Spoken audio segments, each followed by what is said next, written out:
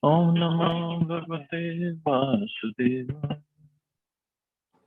Narayana Namaskritya Naram Cha Narottamam Devim Saraswatim Vyasam Tato Jayamudivye Nashtapraya Shivabhadreshu Nityam Bhagavata Sevaya Bhagavati Uttam Shloke Bhaktir Bhavati Naishtiki.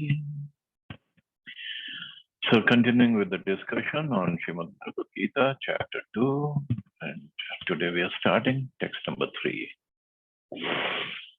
So Krishna, in his last time, he told Arjun, the Kutastha Kashmalamidam Vishme Samupastam, where have all these impurities come upon you? They are not at all befitting a man who knows the value of life. So he further is chastising Arjun. He hasn't started giving instructions yet. The chastisement is going on. Klabyam samagamaha partha netattvayupapatyate shudram hridaya dorbalyam tyakto uttishta parantapa. O son of Pritha, do not yield to this degrading impotence. It does not become you. Give up such petty weakness of heart and arise, a chastiser of the enemy. So he's further chastising him. Then, O son of Pritha, Parth. See, again, different names Krishna is addressing Arjun with. You are son of Pritha. Pritha means coming from a Kshatriya family. Do not become impotent. Now, for a Kshatriya, it's a big insult if somebody calls him impotent. You're like a eunuch. You have no strength. And it does not become you. Give up such petty weakness of heart. This is only petty weakness. That, oh, I'm not going to fight. How can I kill my grandfather, my teacher? And he said, oh, chastiser of the enemy, you are Parantap. Get up and fight. So let's see what Prabhupada says. Arjun was addressed as a son of Pritha, who happened to be the sister of Krishna's father, Vasudeva. Therefore, Arjun had a blood relationship with Krishna. If the son of a Kshatriya declines to fight, he is a Kshatriya in name only. And if the son of a Brahman acts impiously, he is a Brahman in name only. Such Kshatriyas and Brahmans are unworthy sons of their fathers. Therefore, Krishna did not want Arjun to become an unworthy son of a Kshatriya. So he wanted to carry on the name of his lineage, great lineage is coming from. Arjun was the most intimate friend of Krishna, and Krishna was directly guiding him on the chariot. But in spite of all these credits, if Arjun abandoned the battle, he would be committing an infamous act. Therefore, Krishna said that such an attitude in Arjun did not fit his personality. Arjun might argue that he would give up the battle on the grounds of his magnanimous attitude for the most respectable Bhishma and his relatives. But Krishna considered that sort of magnanimity mere weakness of heart. Such false magnanimity was not approved by any authority. Therefore, magnanimity or so-called non-violence should be given up by persons like Arjun under the direct guidance of Krishna. So-called non-violence. So sometimes to establish peace, violence is required. And in this case, when Krishna is present and dharma has to be protected, violence is necessary. And moreover, if somebody thinks, oh, Arjun is thinking, let me not fight, let Duryodhana continue to rule. Well, Duryodhana is not the right person to rule. He might be a powerful person, but he's not the religious person. So under his ruling, dharma cannot be established in the world. It cannot happen. And if dharma cannot be established, how can Arjuna claim, oh, I'm not going to enjoy? So these are all personal considerations. And Krishna is looking at it from a bigger picture. Actually, this is what happens with us. We look at things or situations from personal perspective, because this is all our viewpoint is. That's all we can see. But somebody, if Krishna or a spiritual person comes and he gives knowledge from a bigger perspective, that is different. That makes a big difference. But generally, people, because they're not spiritually advanced, spiritually inclined, they only see from their self perspective. That's it. I'm not going to be happy. I'm not going to do it. Well, if it is good for the society, for the country, just do it. So because we all have this radio station that works in our mind, WIIFM. FM radio, FM stations are very popular. Well, what is WIIFM? What's in it for me? That's all we think about. But that's not how Krishna wants us to think. Krishna, we can say, or those who don't have proper knowledge, they say, when Krishna talks about Bhagavad Gita later on, he says, think of me, talk about me, chant my name. Well, Krishna is the source of everything. So we come from Krishna, so those inclinations are also in us. So we also tell everybody, think of me. But there's a huge difference. When Krishna says, think of me, become my devotee, chant my names, talk about me, then it's not that Krishna is going to get benefited. We are going to get benefited. We're going to get purified by chanting Krishna's name. But when we talk about ourselves, in our community, in our family, in our relationships, among our friends, when we talk about ourselves and make sure that everybody talks about me, it's to give me pleasure that I am the center of everybody's attraction or attention. It doesn't help anybody, actually. It's just for my sense gratification, for my enjoyment, for my satisfaction. So Arjuna is thinking in terms of him only right now. And that's where the problem is. Many times people also say, oh, see, Arjuna didn't want to fight. He was such a nice person. It was Krishna who made him fight and kill so many people. So it's Krishna who's the problem. No. We'll see the reasoning afterwards. It's not Krishna who's the problem. It was Arjuna's weak-heartedness. That was the problem. So non-violence is good in the sense that we should not carry out or commit violence whimsically. That's definitely, it's not good. Nobody should do it. Krishna himself says ahimsa in further chapters. But ahimsa doesn't mean, one should just run away from the battlefield, run away from doing the right thing. These liberals or so-called so many organizations are there, human rights and this and that. Now in the scriptures, it is mentioned, Vedic scriptures, it is mentioned, if somebody commits a murder, somebody murders someone else, then the real punishment is he should be given capital punishment. Means he should be hanged till death, or whichever way he should be killed by the law. But then the human rights people will come in, and then the liberals will jump in, and this and that. No, we should give him another chance. And after all, we can rectify him, or this and that. But why scriptures talk about giving capital punishment?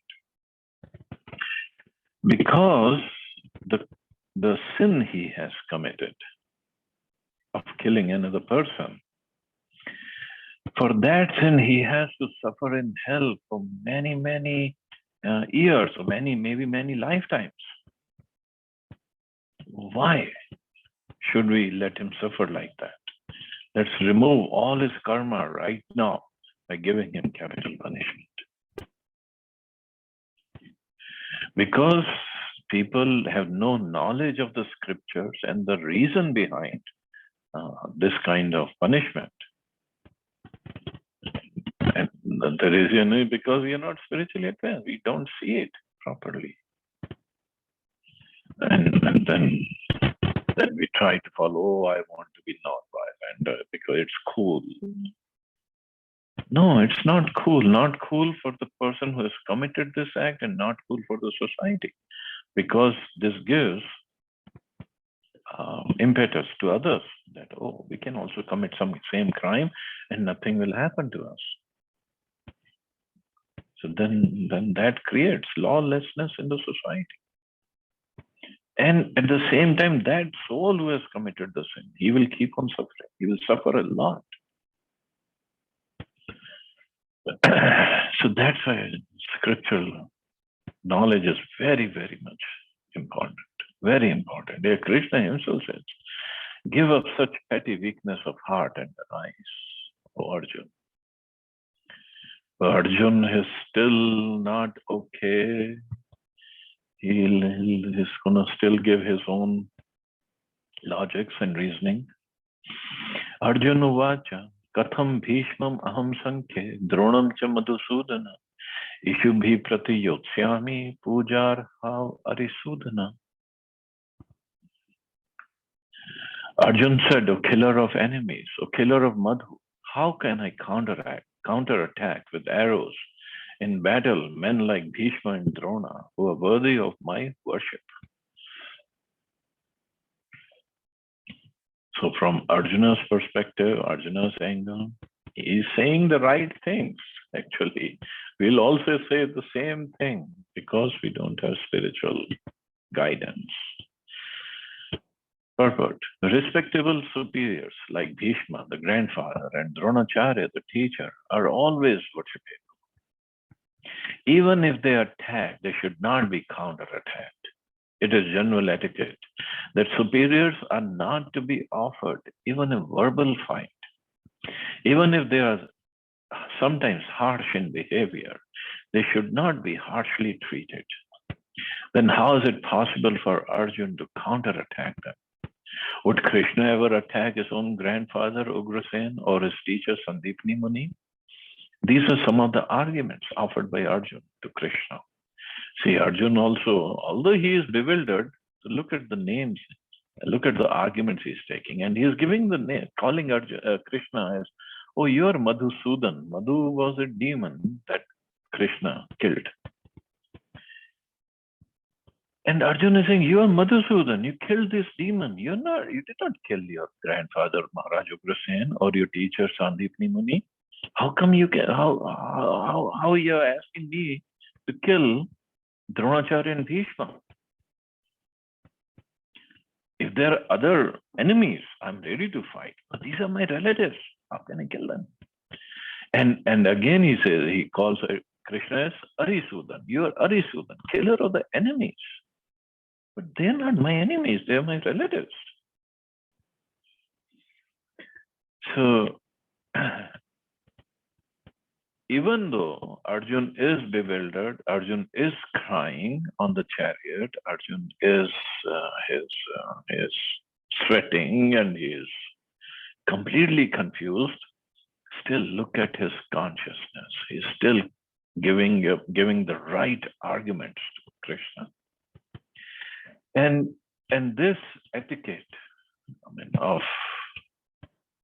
not offering even a verbal fight to our superiors. This is pretty much gone now. Where is it? Even if we go to school and colleges, when we went to school or college, we did not fight with our teachers. There was no way. We could ask questions, clarify our doubts, but we did not try to counter them or make fun of them. Or nowadays, if the teacher chastises students, student can they've been reports, students been killing their teachers in the school or outside also. The respect is completely gone. And without respecting the teachers, how can we learn anything from them? There's no way. And similarly, respect for leaders, local, social, political leaders, of course. At the same time, the corruption is so much, how much respect you can have for the leaders. But even at home, respect for parents. I mean, in India, it still happens that you can slap your son or daughter if he's not behaving properly. But here in America, you cannot even slap him. You can call 911 and the police will come and arrest you. So in this kind of atmosphere, how can the kids learn the proper things? Google is not the right way of learning. How much we can learn from Google? And Google is not a person. Google is just a collection of data. And whatever he wants, he can write on Google and post it, and everybody thinks this is the authority, this is a scripture. We just have to follow it. No. So that is why Arjuna was also concerned with this Varna Sankar. If I kill the elders and the men and the ladies and the children behind, they will be unprotected, and who will guide them properly? So the same thing is happening. So superiors, who is listening to superiors anymore? We can't even sit with our parents for more than 2 minutes, 3 minutes, because we think, it's boring. It's very, very boring. But the kind of knowledge and experience they have, there's no way we can gain that. And this is why the older people, they have to be protected. They have to be given proper care so we can learn from them. And this is what Arjuna is saying. Even if they're sometimes harsh in behavior, they should not be harshly treated. And you're asking me to counterattack them with my arrows and kill them? I'm not going to do that.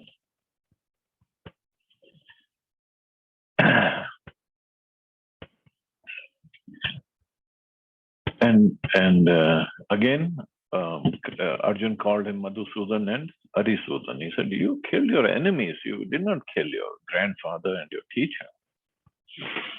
Further, Arjun says, Gurun hatva hi mahanubhavan shreyo bhoktum bhaksham api hi loke atvartha kamastu guru niheva bhunjiye bhogan rudir pradigdham.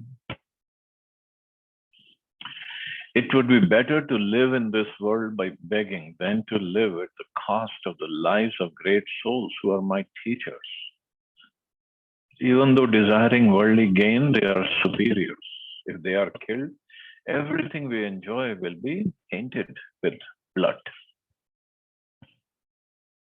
Quite right arguments he's giving from his own perspective, obviously. According to scriptural codes, a teacher who engages in an abominable action and has lost his sense of discrimination is fit to be abandoned. So according to scriptural codes, so Bhishma and Drona were obliged to take the side of Duryodhana because of his financial assistance. Because Dhritarashtra was maintaining both Bhishma and Drona. So they said, we have to take the side of Duryodhana. although they should not have accepted such a position simply on financial considerations. Under the circumstances, they have lost their respectability of teachers. But Arjun thinks that nevertheless, they remain his superiors. And therefore, to enjoy material profits after killing them would mean to enjoy spoils tainted with blood.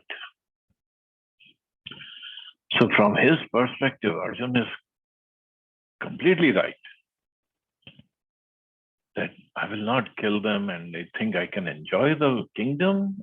I'll always think of Bhishma and Drona even if I get that kingdom. So how can I even be able to enjoy it? No way. And not just them, I'll be killing so many relatives, cousins, nephews. How can I would be always thinking of them. So he's saying, I think it would be better if I better to live in this world by begging. So I want to give up this fight. And okay, I don't have any kingdom to rule, so I'll go to the forest and beg and eat and live.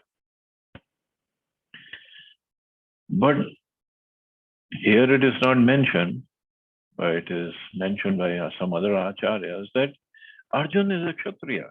He is a Kshatriya nature. So Kshatriya nature means they cannot see injustice at any place.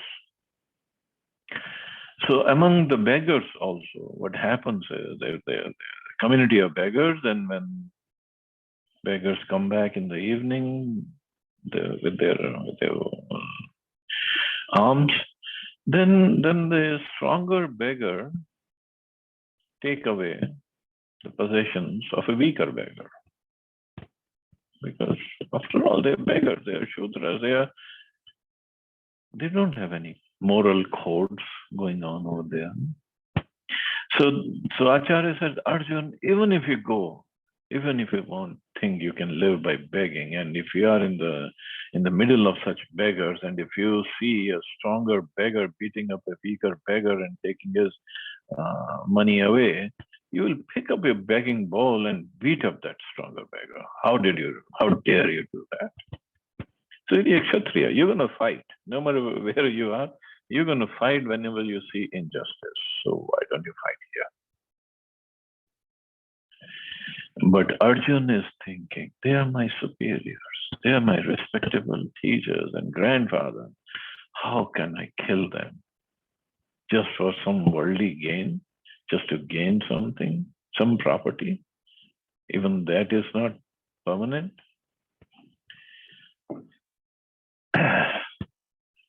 So, wonderful arguments he is giving.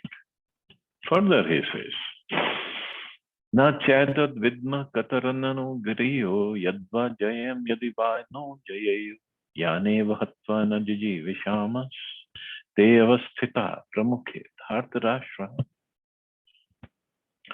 Nor do we know which is better, conquering them or being conquered by them. If we kill the sons of Dhritarashtra, we should not care to live. Yet they are now standing before us on the battlefield. So this is the fifth reason. As I said, 4 reasons in the first chapter.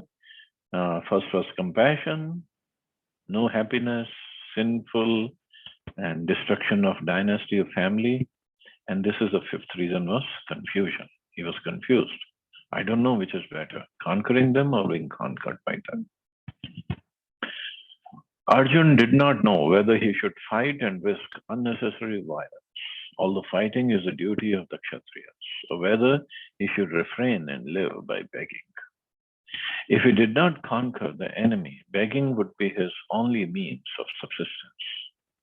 Nor was there certainty of victory, because either side might emerge victorious. Even if victory awaited them and the cause was justified, still, if the sons of Dhritarashtra died in the battle, it would be very difficult to live in their absence. Under the circumstances, that would be another kind of defeat for them. All these considerations by Arjuna definitely prove that not only was he a great devotee of the Lord, but he was also highly enlightened, had complete control over his mind and senses. His desire to live by begging, although he was born in the royal household, is another sign of detachment. He was truly virtuous, as these qualities, combined with his faith in the words of instructions of Shri Krishna, his spiritual master, indicate. It is concluded that Arjun was quite fit for liberation. Unless the senses are controlled, there is no chance of elevation to the platform of knowledge. And without knowledge and devotion, there is no chance of liberation. Arjun was competent in all these attributes over and above his enormous attributes in his material relationships. So this compassion in his heart and his detachment that what I'm going to do by winning this kingdom or that kingdom, I'm ready to go to the forest and live by begging. That means he was virtuous, means he was in the mode of goodness. He wasn't in passion. So means he was ready to receive this knowledge. Because knowledge doesn't come, or knowledge is not only the theoretical knowledge or bookish knowledge that we get in the schools these days. That knowledge is just transfer, it's just a data transfer. That's all it is. We just learn some subject and we pass the exam and that's all. That's it. And they think we are knowledgeable. Yeah, we are learned. But actual role of knowledge is transformation of heart. Not just information gathering. It should be transforming our heart. And that's when, and that transformation can only happen when we are ready. Our heart is ready to receive that knowledge and work accordingly. That is the real knowledge, which transforms our heart. And this is where Prabhupada is saying that Arjun is quite fit, that he's ready to receive the spiritual knowledge. So spiritual knowledge,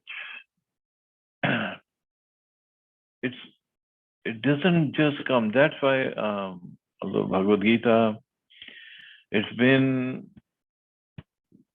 in the market for long time. Many people have given their commentaries on it. But even in Gita, in further chapters, 9th chapter, I think it says, Krishna says, this is Rajavidya Rajaguyam. This is king of knowledge and most confidential. So the point is, if it is such a confidential knowledge, why is it just available in the market? The Bhagavad Gita, you can buy anywhere. Like for any country, the most confidential knowledge is the knowledge of the weapons, especially nuclear weapons. Now, if, say in India, Prime Minister Modi goes in the streets of Delhi and he says, okay, here's a booklet of all the nuclear weapons that India has, and now you know this is the most confidential knowledge, now everybody knows, and you can go home happy. Then the enemies will come and just take over those weapons if they have the knowledge. But here, Krishna says, and if Krishna says this is the most confidential knowledge, means it is the most confidential knowledge, more confidential than even nuclear weapons knowledge or other knowledge, or money or whatever. But we are distributing it on streets. Anybody can buy it. Nowadays, anybody can even read it on the net. So what's the point? The point is, this confidential knowledge, it is very confidential. Even if we read it, we'll not understand it. We have to approach a guru who can teach us. And this teaching is not just teaching, it's a realized knowledge. We learn it, we practice it, and then we realize it.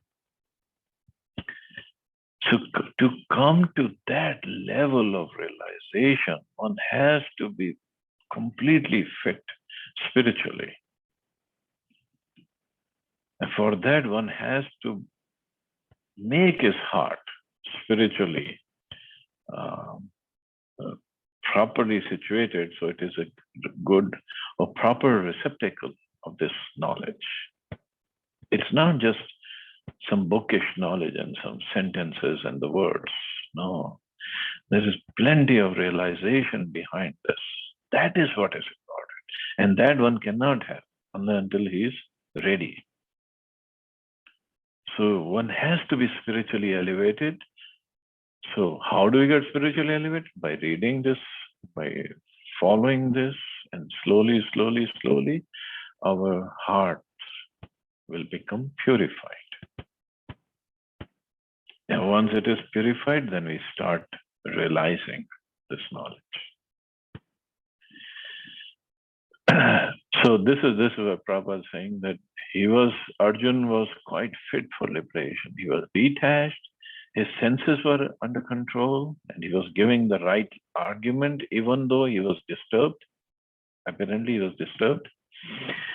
And so he was ready, but he was still confused. And when we are confused, we have to approach a guru, approach a right person. That I'm confused, please enlighten me, tell me what's the truth. Same thing happens even in our offices. If I'm confused about something of whatever project I'm working on, and I'm not sure, what do? I just approach either my seniors or the supervisor. Tell me what I'm supposed to do. So same thing here. Arjun was confused. He didn't try to sort it out himself. He said, this best guru is here right on my chariot. Let me ask him.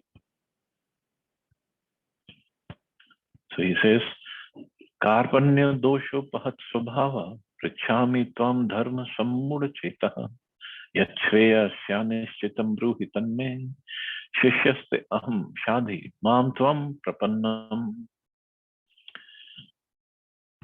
So Arjun says, now I'm confused about my duty and have lost all composure because of miserly weakness.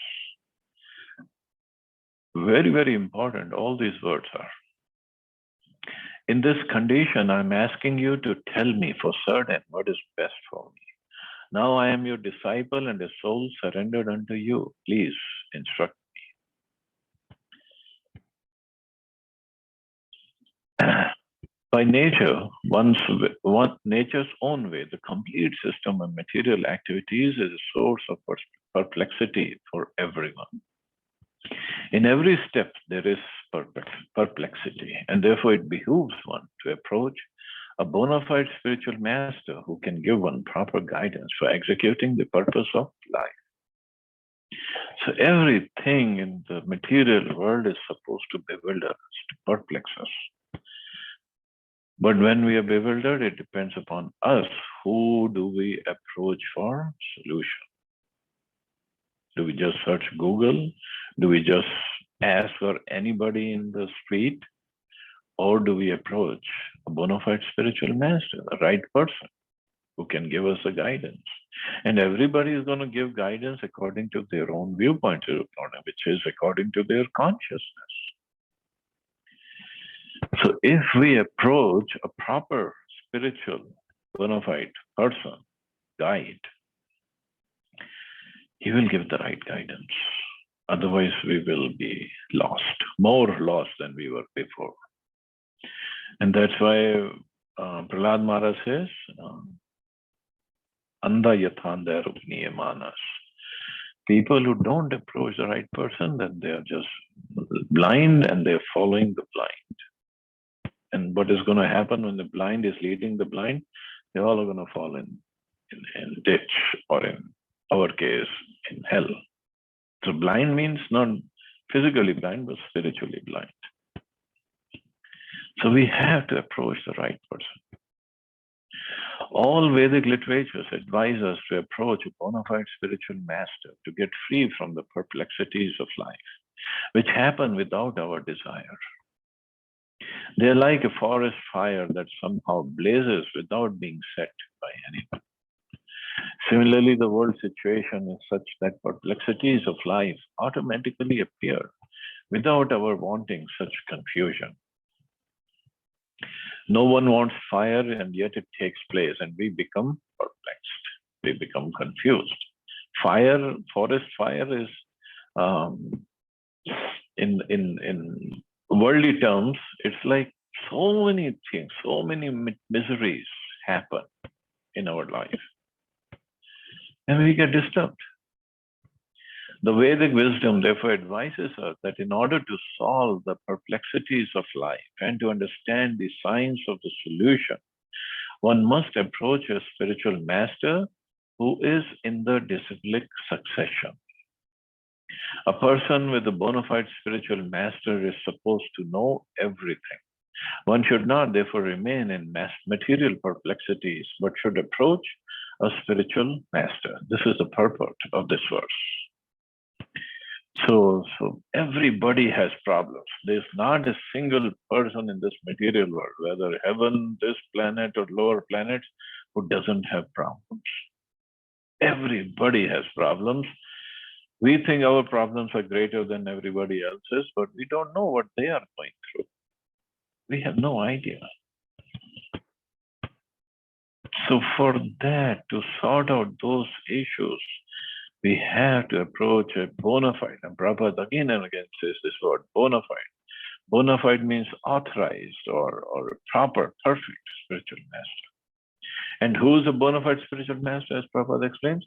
Who is in the disciplic succession. Means he did not make up or come up with some spiritual knowledge. He got it from his guru, who got it from his guru, who got it from his guru, ultimately who got it from Krishna. Because the perfect ultimate source is Krishna for everything. So when the knowledge comes in the disciplic succession or in a parampara, then the knowledge is properly received and distributed. Means, and the properly means the guru, he does not change the knowledge according to his whims and fancies. He presents it as it is. Of course, he can add his realizations, and according to the time, place, circumstance, he can change the wordings to explain it better, or he can explain it in a different way. But the core crux of the matter does not change, should not change. Then he is a bona fide person. Otherwise, he is not bona fide. It's also mentioned, Guru is a transparent via media.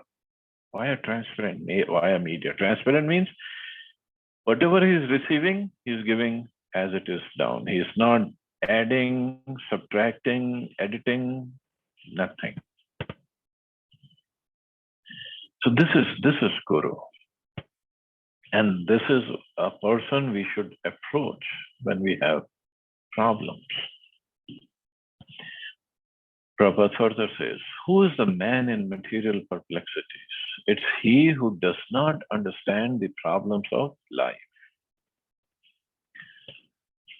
Material perplexities are not that, oh, I have no money and I have no girlfriend or a boyfriend and I have no husband or wife, I have no children and this and that, oh, my children don't listen to me, my husband or wife abuses me. These are not real perplexities, real problems of life. And that's why Arjun used the word karpanya dosho pahatsubhava. Karpanya, miserly weakness. Why miserly? Miser is a person who has money, but he doesn't use it properly. He just wants to keep it in the locker or in the safe deposit box, and he wants to just see it every day, just open a little bit the safe deposit box. Yes, the money is still there, but I'm not going to use it. I'm just going to live poorly, but the money is still there. So miserly weakness. Why? Because this human form of life that we have, human body, is a huge asset. It's very rare to get human form of life. And this asset, if we don't use it properly, and this asset, human form of life, there's only one goal for this asset, for us having it. Use it to make progress spiritually. That's it. Not to make progress materially, not to have big mansions or rule over country or countries and have thousands or millions of dollars in our bank account. That's not the goal of life, ultimate goal of life. These are okay. You want to do something to remain busy, that's fine. But just don't get distracted. That's a real use of human life, real investment. And if we don't, then we are misers. We could be multi-billionaire and we could be giving lots of charity. Charity is good. It's a pious activity. But it doesn't take us to the goal of life. Then we are misers. Means we have money, we're not using it. So Prabhupada says, the perplexed man is described as follows. He is a miserly man who does not solve the problems of life as a human and who thus quits this world like the cats and dogs without understanding the science of self-realization.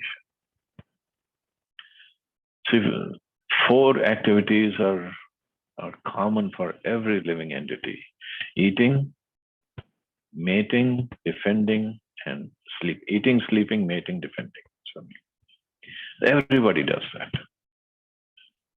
And if we are just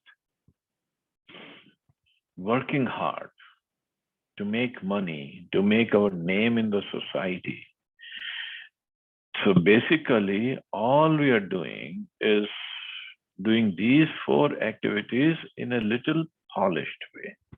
Our eating is little polished, so we can sit on a nice dining table and eat in silver plates and eat all sorts of wonderful cuisine or luxury items we can have.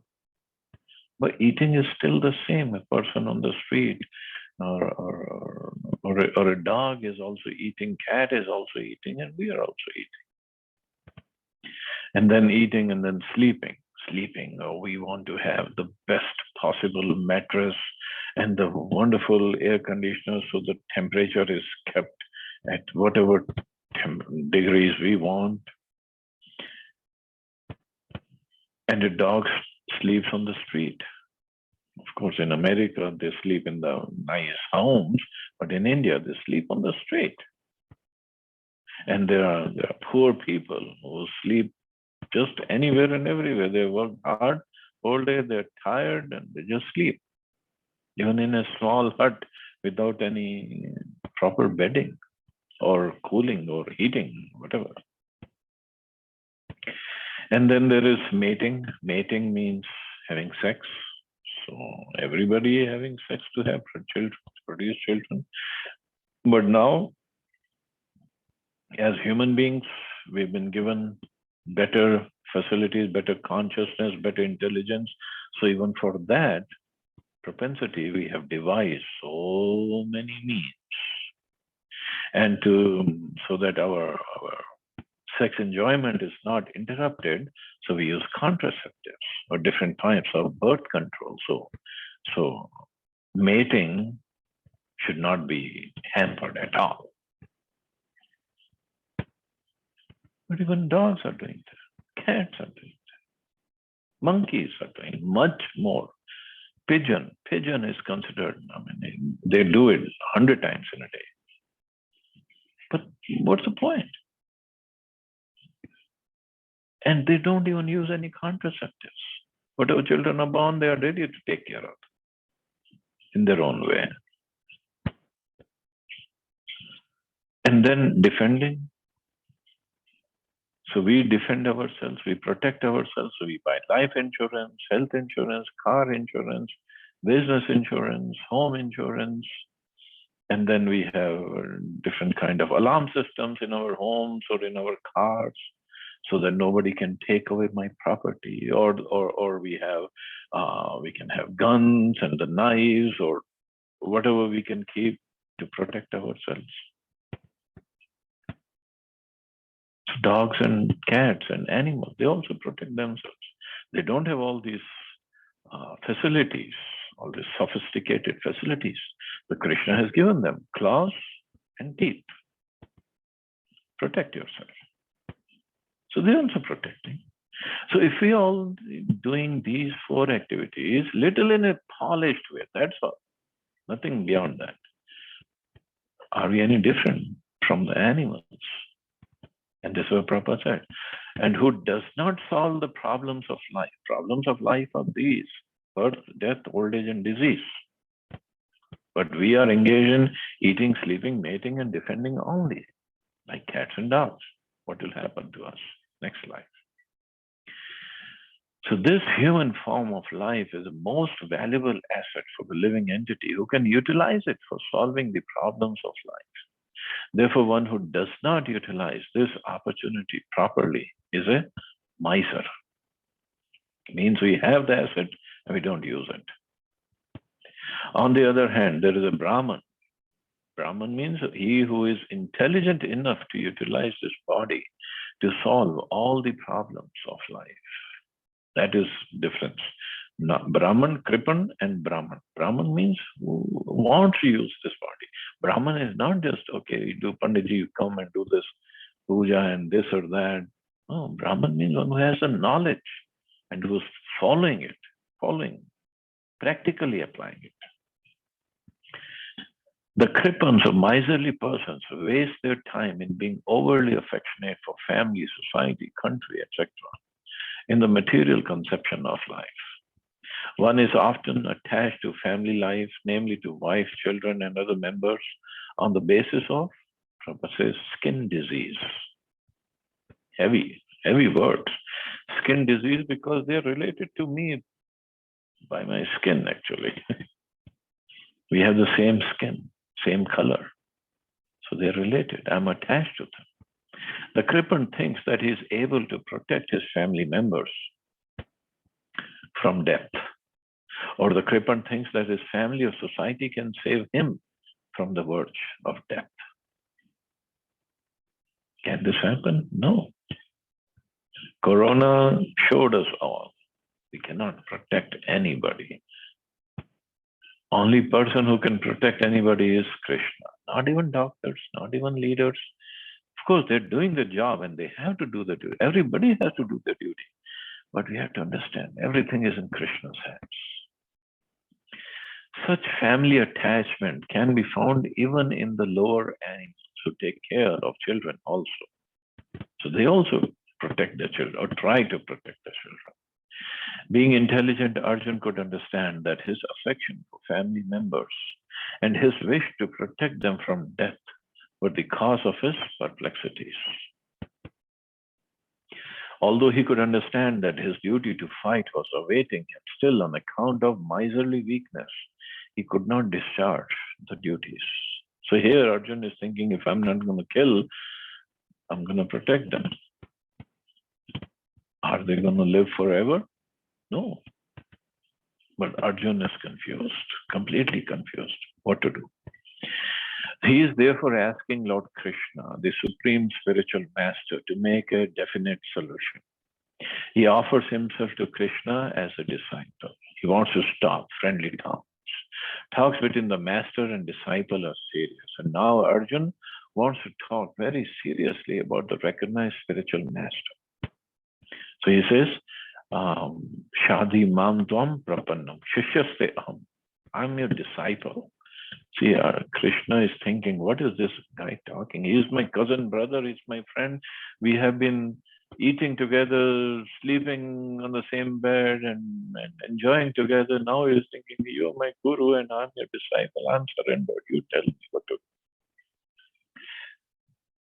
How Arjun understands the Bhagavad Gita is stated in the Gita itself. And yet foolish, mundane scholars explain that one need not submit to Krishna as a person, but to the unborn within Krishna. There is no difference between Krishna's within and without. And one who has no sense of this understanding is the greatest fool in trying to understand Bhagavad Gita. So Arjun surrendered to Krishna. And he's saying, please, please, you dispel these doubts. What should I do? And he did not, and Prabhupada says, some scholars, although he calls them foolish, mundane scholars, they say, oh no, it's not Krishna we have to surrender to, it's the unborn eternal within Krishna that we have to surrender to.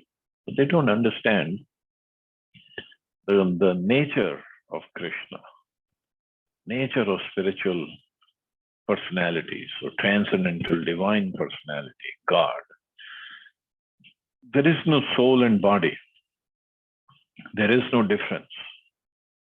Krishna's body is Sat Chit Ananda, made of Sat, Chit and Ananda, eternality, knowledge and bliss. So Krishna, everything is Krishna. Inside, outside, everything is Krishna. There is no soul and a material body.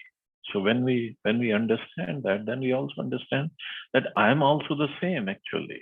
The spirit soul is the same. We have a different material body because we are conditioned souls. We are materialistic consciousness, soul, people with material consciousness. And this is what has to be purified. So Arjun here now surrenders unto Krishna. Very important word. Shishyasayam shadi mam tvam prapannam. And another word that is used here is yat shreya. Shreya. Shreya and Preya, they are two words. So Preya means not Priya, Preya. Preya means immediate benefit. And Shreyas means ultimate benefit. Arjun is not asking for prayers. He's not asking for, oh, what's good for me right now, even though I'll suffer for it later. No, that's not what Arjuna's mind is. Arjun is saying, Krishna, please tell me what's the best thing, what's the ultimate benefit for me. And I'm surrendering unto you for that purpose only. What's my ultimate benefit? We go to different so-called gurus asking, oh, Guruji, I'm very sick. Please bless me so I don't have to spend time and money in the hospital. Oh, Guruji, please bless so my daughter can get married, or my daughter can get admission in medical college, or my son can get admission in engineering college. My son goes to America and works for Amazon. Oh, Guruji, please bless. These are all short-term goals. And Guru is actually not for that. Guru is not our order carrier. Guru is not our not there to reduce our hospital bills. No, that's not the job of Guru. Guru, literally, Guru word means one who is heavy. Heavy by his instructions. And look at instructions, what Prabhupada is giving us in Bhagavad Gita. Very heavy. If we really read every word and try to understand, very, very heavy instructions. And this is the job of a guru. A sadhu. Sadhu means, literal meaning is one who cuts. One who cuts our attachment to this material world. That is a sadhu. Sadhus, when they come for begging, their job is not only for begging, the job is to give us the grihasthas instructions by how to live our life properly. So ultimately we start getting detached from the material world. Krishna is providing for everybody in the whole material universe. So can't he provide for the sadhus? We think the sadhus come to our house just to get some money and some food.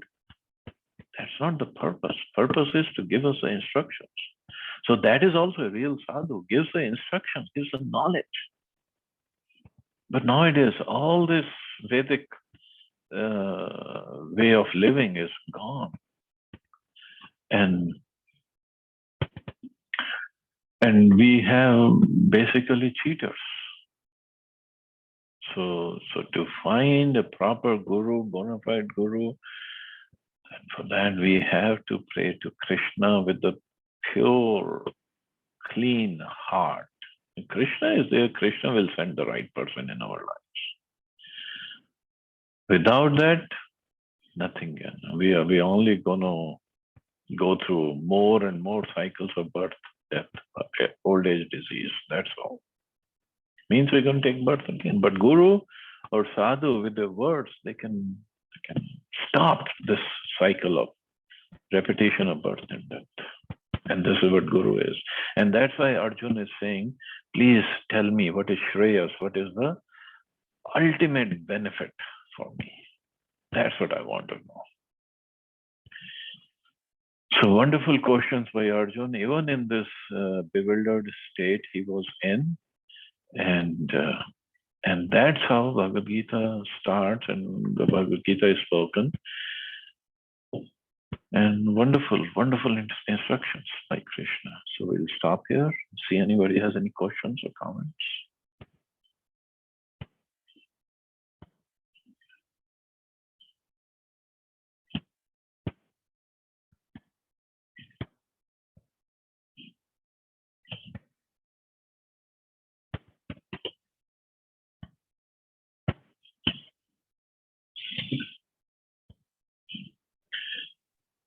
Okay. Yes, ma'am. Prabhuji. Hare Krishna.